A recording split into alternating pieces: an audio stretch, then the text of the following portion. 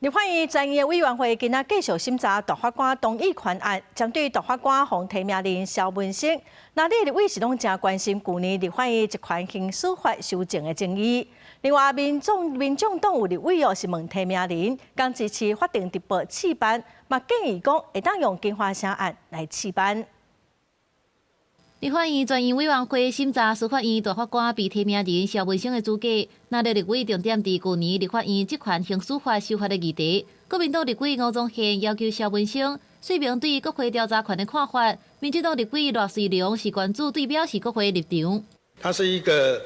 辅助性，但是呢，我认为是不可或缺的权利，尤其是少数党的特殊权利，因为少数党只有透过调查权才能去对抗多数党，只涉及 所谓的公务员，一般人民不适用藐视国会，就给适度的处罚是应该的。我赞成呢，适度的透过行政责任。因为民众党团当咧推动法院组织法修正，稳准重大案件公开报送，希望会当更较有效监督无适任的检察官、法官。民众党立委麦玉珍就关注肖文生敢是支持法定直播用试办的方式，比如金华城案。 法庭直播跟国民法官对我们国家来讲，司法都是一个很大的新制度的这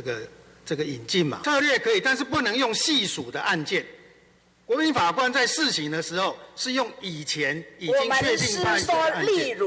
肖文生也讲到，若总有机会担任大法官，保障基本人权会是上重要的任务。然而，相对复杂的国家政府机关之间的关系，比如讲行政院甲立法院之间发生争议，伊认为要甲宪法甲实务运作做基础，推出适合咱国宪政运作需要的解决方案。高市新闻采访报道。